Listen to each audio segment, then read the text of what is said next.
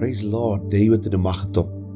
ഇന്ന് 37-ാമത്തെ ദിവസം നാം കർത്താവിൻ്റെ കൃപയിൽ ആശ്രയിച്ചു വായിക്കുന്നത് ഉൽപ്പത്തി പുസ്തകം 37-ാം അധ്യായം, സങ്കീർത്തനങ്ങൾ 37-ാം അധ്യായവും വിശുദ്ധ മർക്കോസ് എഴുതിയ സുവിശേഷം 9-ാം അധ്യായവുമാണ്.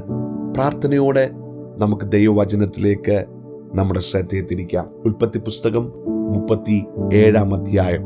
യാക്കോബ് തൻ്റെ പിതാവ് പരദേശിയായി പാർത്ത ദേശമായ കനാൻ ദേശത്ത് വസിച്ചു.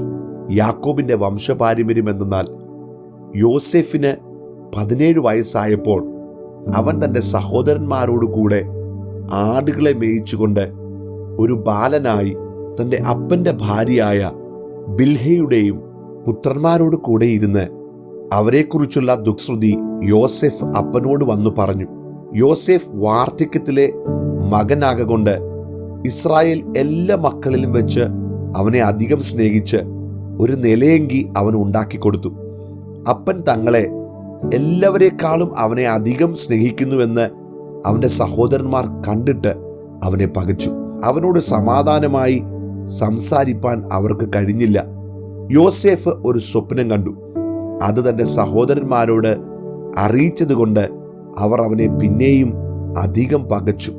അവൻ അവരോട് പറഞ്ഞത്, ഞാൻ കണ്ട സ്വപ്നം കേട്ടുകൊള്ളുവിൻ.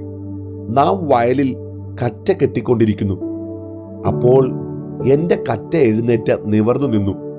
നിങ്ങളുടെ കറ്റകൾ ചുറ്റും നിന്ന് എൻ്റെ കറ്റയെ നമസ്കരിച്ചു. അവൻ്റെ സഹോദരന്മാർ അവനോട്, നീ ഞങ്ങളുടെ രാജാവാകുമോ? നീ ഞങ്ങളെ വാഴുമോ എന്ന് പറഞ്ഞു. അവൻ്റെ സ്വപ്നങ്ങൾ നിമിത്തവും അവൻ്റെ വാക്ക് നിമിത്തവും അവനെ പിന്നെയും അധികം ദ്വേഷിച്ചു. അവൻ മറ്റൊരു സ്വപ്നം കണ്ടു, തൻ്റെ സഹോദരന്മാരോട് അറിയിച്ചു. ഞാൻ പിന്നെയും ഒരു സ്വപ്നം കണ്ടു. സൂര്യനും ചന്ദ്രനും 11 നക്ഷത്രങ്ങളും എന്നെ നമസ്കരിച്ചു എന്ന് പറഞ്ഞു. അവനത് അപ്പനോടും സഹോദരന്മാരോടും അറിയിച്ചപ്പോൾ അപ്പൻ അവനെ ശാസിച്ചു. അവനോട്, നീ ഈ കണ്ട സ്വപ്നം എന്ത്? ഞാനും നിന്റെ അമ്മയും നിന്റെ സഹോദരന്മാരും സാഷ്ടാംഗം വീണ് നിന്നെ നമസ്കരിപ്പാൻ വരുമോ എന്ന് പറഞ്ഞു. അവൻ്റെ സഹോദരന്മാർക്ക് അവനോട് അസൂയ തോന്നി. അപ്പനോ ഈ വാക്ക് മനസ്സിൽ സംഗ്രഹിച്ചു. അവൻ്റെ സഹോദരന്മാർ അപ്പൻ്റെ ആടുകളെ മേയ്ക്കാൻ ശേഖേമിൽ പോയിരുന്നു. ഇസ്രായേൽ യോസേഫിനോട്, നിന്റെ സഹോദരന്മാർ ശേഖേമിൽ ആടുമേയ്ക്കുന്നുണ്ടല്ലോ, വരിക, ഞാൻ നിന്നെ അവരുടെ അടുക്കൽ അയക്കും എന്ന് പറഞ്ഞതിന് അവൻ അവനോട്, ഞാൻ പോകാം എന്ന് പറഞ്ഞു. അവൻ അവനോട്, നീ ചെന്ന് നിന്റെ സഹോദരന്മാർക്ക് സുഖം തന്നെയോ? ആടുകൾ നന്നായിരിക്കുന്നുവോ എന്ന് നോക്കി വന്ന് വസ്തുത അറിയിക്കണം എന്ന് പറഞ്ഞു. ഹെബ്രോൻ താഴ്വരയിൽ നിന്ന് അവനെ അയച്ചു. അവൻ ശേഖേമിലെത്തി. അവൻ വെളിമ്പ്രദേശത്ത് ചുറ്റി നടക്കുന്നത് ഒരുത്തൻ കണ്ടു. നീ എന്ത് അന്വേഷിക്കുന്നു എന്ന് അവനോട് ചോദിച്ചു.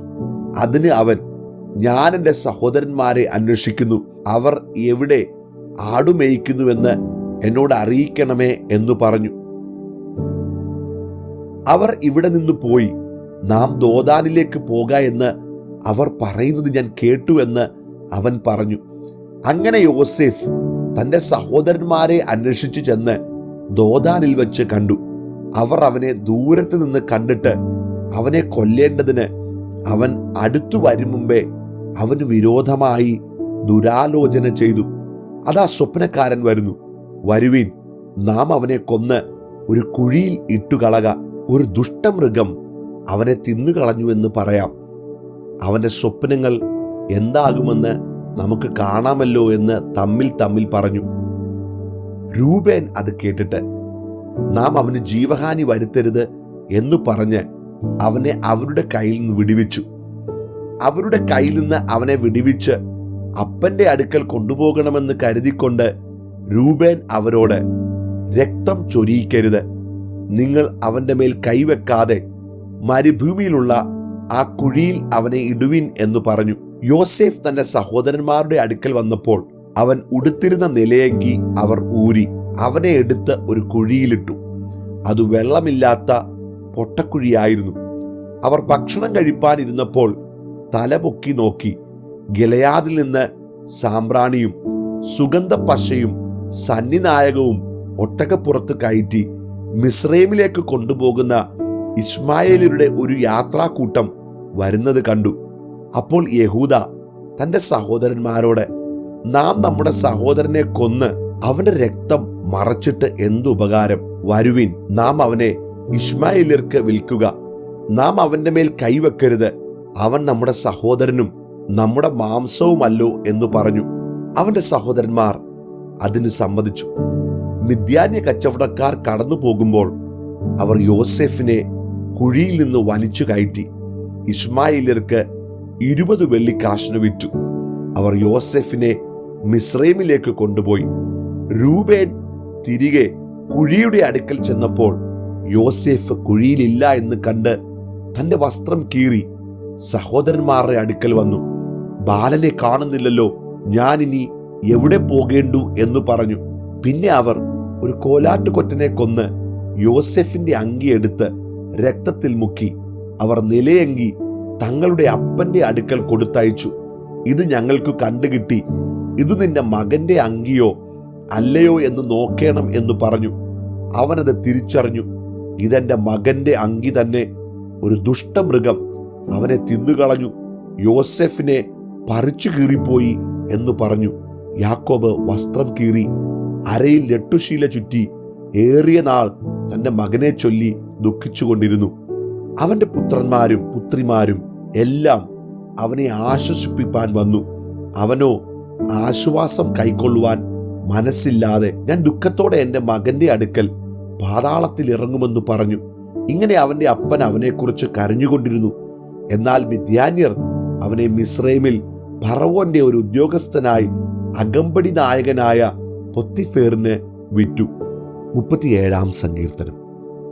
ദുഷ്പ്രവൃത്തിക്കാരുടെ നിമിത്തം നീ മുഷിയരുത്, നീതികേട് ചെയ്യുന്നവരോട് അസൂയപ്പെടുകയുമരുത്. അവർ പുല്ലുപോലെ വേഗത്തിൽ ഉണങ്ങി പച്ചച്ചെടി പോലെ വാടിപ്പോകുന്നു. യഹോവയിൽ ആശ്രയിച്ച് നന്മ ചെയ്യുക, ദേശത്തു പാർത്ത് വിശ്വസ്തത ആചരിക്കുക. യഹോവയിൽ തന്നെ രസിച്ചുകൊള്ളുക, അവൻ നിന്റെ ഹൃദയത്തിലെ ആഗ്രഹങ്ങളെ നിനക്ക് തരും. നിന്റെ വഴി യഹോവയെ ഭരമേൽപ്പിക്കുക, അവനിൽ തന്നെ ആശ്രയിക്കുക, അവനത് നിർവഹിക്കും. അവൻ നിന്റെ നീതിയെ പ്രഭാതം പോലെയും നിന്റെ ന്യായത്തെ മധ്യാഹ്നം പോലെയും പ്രകാശിപ്പിക്കും. യഹോവയുടെ മുമ്പാകെ മിണ്ടാതെ ഇരുന്ന് അവനായി പ്രത്യാശിക്കുക. കാര്യസാധ്യം പ്രാപിക്കുന്നവനെയും ദുരുപായം പ്രയോഗിക്കുന്നവനെയും കുറിച്ച് നീ മുഷിയരുത്. കോപം കളഞ്ഞ് ക്രോധം ഉപേക്ഷിക്കുക. മുഷിഞ്ഞു പോകരുത്, അത് ദോഷത്തിന് ഹേതുവാകെയുള്ളൂ. ദുഷ്പ്രവൃത്തിക്കാർ ഛേദിക്കപ്പെടും, യഹോവയെ പ്രത്യാശിക്കുന്നവരോ ഭൂമിയെ കൈവശമാക്കും. കുറഞ്ഞൊന്നു കഴിഞ്ഞിട്ട് ദുഷ്ടനില്ല, നീ അവന്റെ ഇടം സൂക്ഷിച്ചു നോക്കും, അവനെ കാണുകയില്ല. എന്നാൽ സൗമ്യതയുള്ളവർ ഭൂമിയെ കൈവശമാക്കും, സമാധാന സമൃദ്ധിയിൽ അവർ ആനന്ദിക്കും.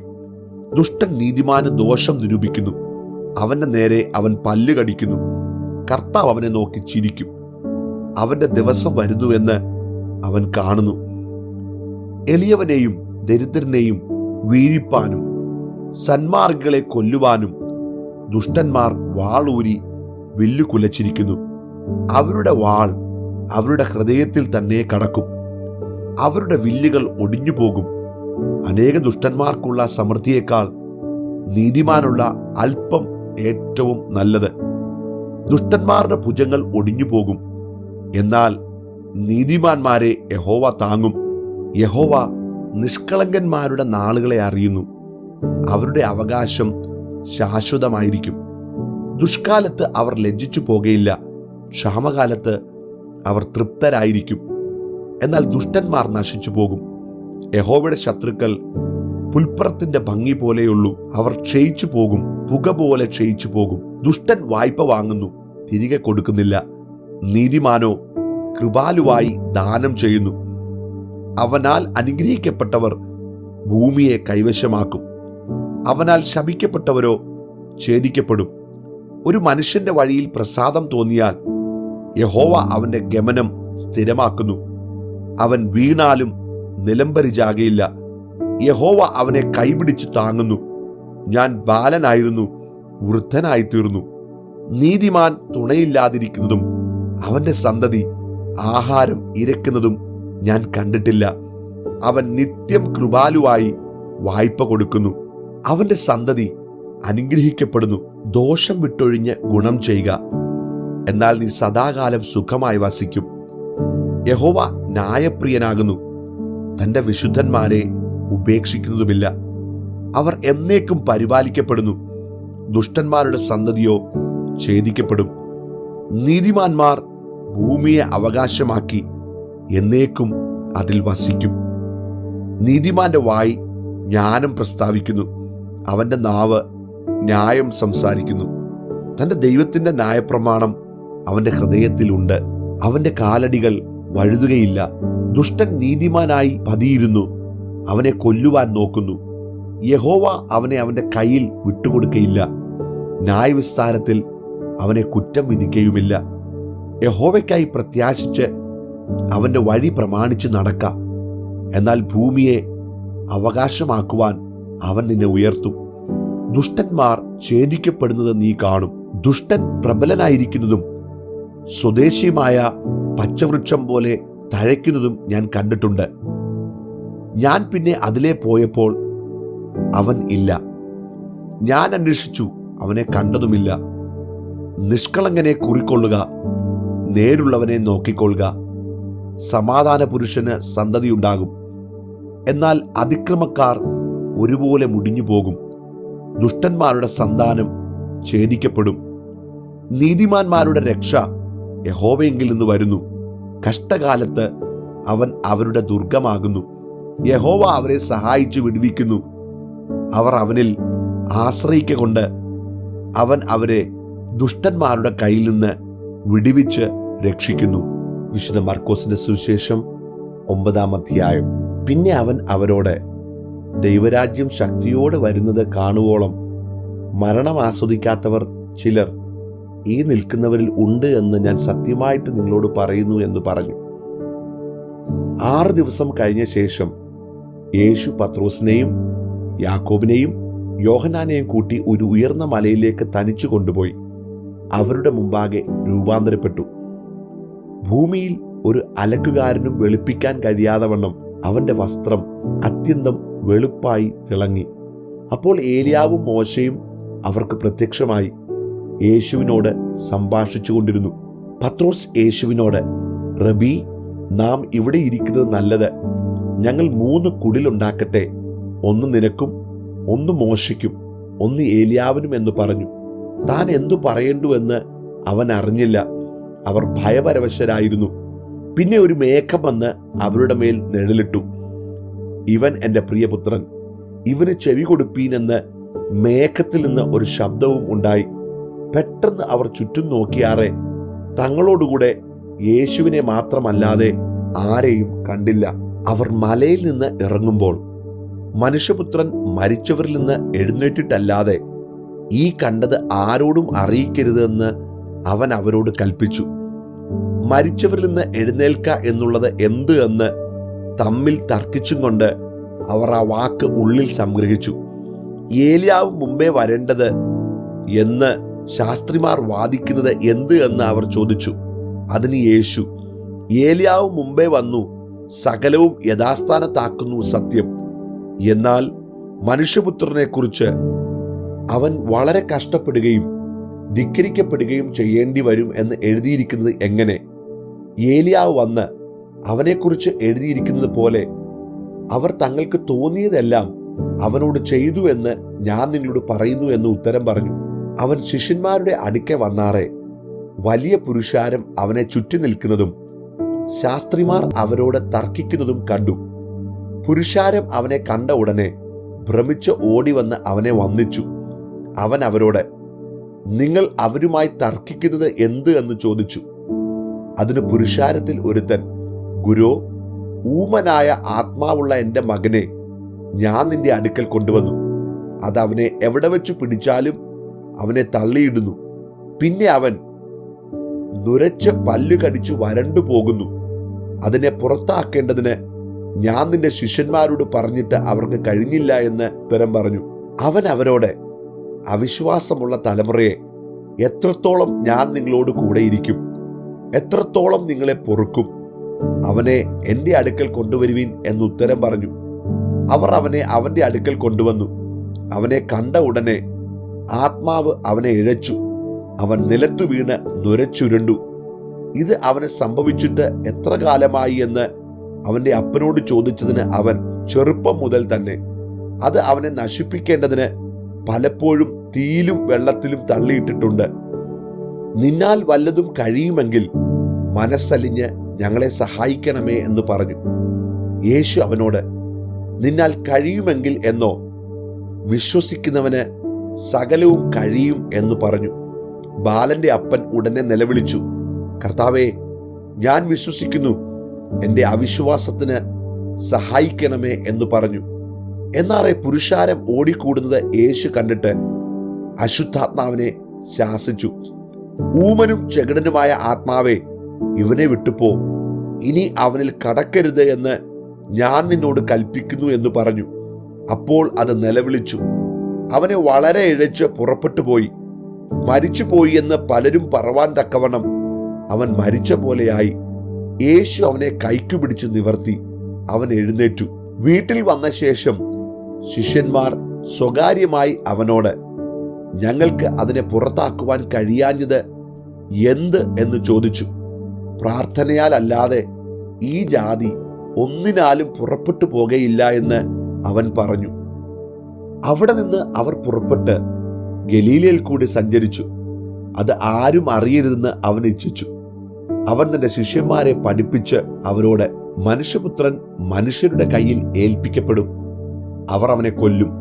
കൊന്നിട്ട് 3 നാൾ കഴിഞ്ഞ ശേഷം അവൻ ഉയർത്തെഴുന്നേൽക്കും എന്ന് പറഞ്ഞു. ആ വാക്ക് അവർ ഗ്രഹിച്ചില്ല. അവനോട് ചോദിപ്പാനോ ഭയപ്പെട്ടു. അവൻ കഫർന്നഹൂമിൽ വന്ന് വീട്ടിലിരിക്കുമ്പോൾ നിങ്ങൾ വഴിയിൽ വെച്ച് തമ്മിൽ വാദിച്ചത് എന്ത് എന്ന് അവരോട് ചോദിച്ചു. അവരോ തങ്ങളുടെ ഇടയിൽ വലിയവൻ ആരെന്ന് വഴിയിൽ വെച്ച് വാദിച്ചതുകൊണ്ട് മിണ്ടാതിരുന്നു. അവൻ ഇരുന്നു പന്തിരുവരെയും വിളിച്ചു. ഒരുവൻ മുമ്പനാകുവാൻ ഇച്ഛിച്ചാൽ അവൻ എല്ലാവരിലും ഒടുക്കത്തവനും എല്ലാവർക്കും ശുശ്രൂഷകനും ആകണമെന്ന് പറഞ്ഞു. ഒരു ശിശുവിനെ എടുത്ത് അവരുടെ നടുവിൽ നിർത്തി അണച്ചുകൊണ്ട് അവരോട്, ഇങ്ങനെയുള്ള ശിശുക്കളിൽ ഒന്നിനെ എൻ്റെ നാമത്തിൽ കൈക്കൊള്ളുന്നവൻ എന്നെ കൈക്കൊള്ളുന്നു. എന്നെ കൈക്കൊള്ളുന്നവനോ എന്നെ അല്ല, എന്നെ അയച്ചവനെ കൈക്കൊള്ളുന്നു എന്ന് പറഞ്ഞു. യോഹന്നാൻ അവനോട്, ഗുരു, ഒരുത്തൻ നിന്റെ നാമത്തിൽ ഭൂതങ്ങളെ പുറത്താക്കുന്നത് ഞങ്ങൾ കണ്ടു. അവൻ നമ്മെ അനുഗമിക്കായകയാൽ ഞങ്ങൾ അവനെ വിരോധിച്ചു എന്ന് പറഞ്ഞു. അതിന് യേശു പറഞ്ഞത്, അവനെ വിരോധിക്കരുത്. എൻ്റെ നാമത്തിൽ ഒരു വീര്യപ്രവൃത്തി ചെയ്തിട്ട് വേഗത്തിൽ എന്നെ ദുഷിച്ചു പറയുവാൻ കഴിയുന്നവൻ ആരുമില്ല. നമുക്ക് പ്രതികൂലമല്ലാത്തവൻ നമുക്ക് അനുകൂലമല്ലോ. നിങ്ങൾ ക്രിസ്തുവിനുള്ളവർ എന്നീ നാമത്തിൽ ആരെങ്കിലും ഒരു പാനപാത്രം വെള്ളം നിങ്ങൾക്ക് കുടിപ്പാൻ തന്നാൽ അവന് പ്രതിഫലം കിട്ടാതിരിക്കയില്ല എന്ന് ഞാൻ സത്യമായിട്ട് നിങ്ങളോട് പറയുന്നു. എങ്കിൽ വിശ്വസിക്കുന്ന ഈ ചെറിയവരിൽ ഒരുത്തന് ഇടർച്ച വരുത്തുന്നവന്റെ കഴുത്തിൽ വലിയൊരു തിരികല്ല് കെട്ടി അവനെ കടലിൽ ഇട്ടുകളയുന്നത് അവന് ഏറെ നല്ല. നിന്റെ കൈ നിനക്ക് ഇടർച്ചു വരുത്തിയാൽ അതിനെ വെട്ടിക്കളക. ഊനനായി ജീവനിൽ കടക്കുന്നത് 2 കൈയുമുള്ളവനായി കെടാത്ത തീയായ നരകത്തിൽ പോകുന്നതിനേക്കാൾ നിനക്ക് നല്ല. നിന്റെ കാൽ നിനക്ക് ഇടർച്ച വരുത്തിയാൽ അതിനെ വെട്ടിക്കളക. മുടന്തനായി ജീവനിൽ കടക്കുന്നത് 2 കാലുമുള്ളവൻ ആയി കെടാത്ത തീയായ നരകത്തിൽ വീഴുന്നതിനേക്കാൾ നിനക്ക് നല്ല. നിന്റെ കണ്ണ് നിനക്ക് ഇടർച്ച വരുത്തിയാൽ അതിനെ ചൂന്നുകളക. ഒറ്റക്കണ്ണനായി ദൈവരാജ്യത്തിൽ കടക്കുന്നത് 2 കണ്ണുമുള്ളവനായി അഗ്നി നരകത്തിൽ വീഴുന്നതിനേക്കാൾ നിനക്ക് നല്ല. അവിടെ അവരുടെ പുഴു ചാകുന്നില്ല, തീ കെടുന്നതുമില്ല. എല്ലാവനും തീ കൊണ്ട് ഉപ്പിടും. ഉപ്പ് നല്ലത് തന്നെ. ഉപ്പ് കാരമില്ലാതെ പോയാലോ എന്തോന്നിനാൽ അതിന് രസം വരുത്തും. നിങ്ങളിൽ തന്നെ ഉപ്പുള്ളവരും അന്യോന്യം സമാധാനമുള്ളവരും ആയിരിപ്പീൻ. ആമേൻ, ആമേൻ, ആമേൻ.